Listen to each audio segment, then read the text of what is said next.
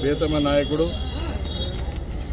YSR Congress party అధ్యక్షులు YS Jaganmohan Reddy గారు ఇచ్చిన పిలుపు మేరకు ఈరోజు బనగానపల్లి ఎలక్ట్రికల్ ఏడీ కార్యాలయం ఎదుట ఈ యొక్క పెంచిన విద్యుత్ ఛార్జీలకు తగ్గించాలని కోరుతూ ఈ నిరసన కార్యక్రమం కూడా చేయడం జరిగింది.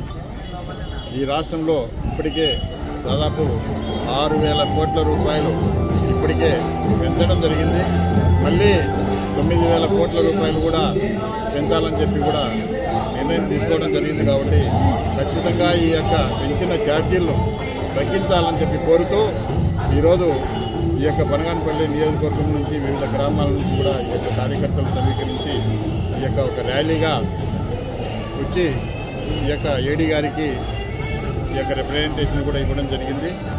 మరి అదేవిధంగా తెలుగుదేశం పార్టీ కూటమి ప్రభుత్వం అధికారంలోకి వచ్చిన తర్వాత ఈరోజు ఎక్కడ చూసినా కూడా దౌర్జన్యాలు, దోపిడీలు, మరి మహిళల మీద అఘాయిత్యాలు, అదేవిధంగా ఈ యొక్క సూపర్ 6 మరి ఏదైతే మీరు హామీ ఇచ్చినారో ఆ సూపర్ 6 ఏ ఒక్కటి కూడా అమలు చేయకుండా కేవలం ఏదైనా ప్రశ్నించే వాళ్ళందరినీ కూడా తప్పుడు కేసులు పెట్టి ఈరోజు జైల్లో పెట్టే కార్యక్రమం చేయడం జరుగుతూ ఉంది.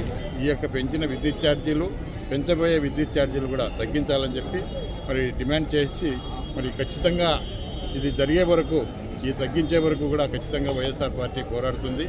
ఎందుకంటే ఈరోజు సామాన్యమైన ప్రజలు ఈరోజు నిత్యావసర ధరలు ఒక దిక్కు పెరిగిపోయినాయి. ఈరోజు ప్రతి ఒక్కరికి కూడా గాలి, నీరు, ఆహారం ఎంత అవసరమో కరెంటు కూడా అంత అవసరం ఉంది.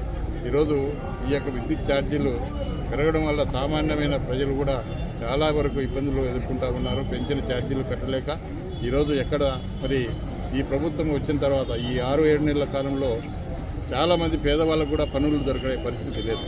ఎందుకంటే ఇక్కడ ఈ గోడలు కట్టే వాళ్ళు, బేల్దారులు కూడా ఎక్కువగా ఉన్నారు. కాబట్టి వాళ్ళకి ఇక్కడ కూడా ఇసుక దొరకకపోవడంతో పనులు లేక చాలా వరకు ఇబ్బంది పడతారు.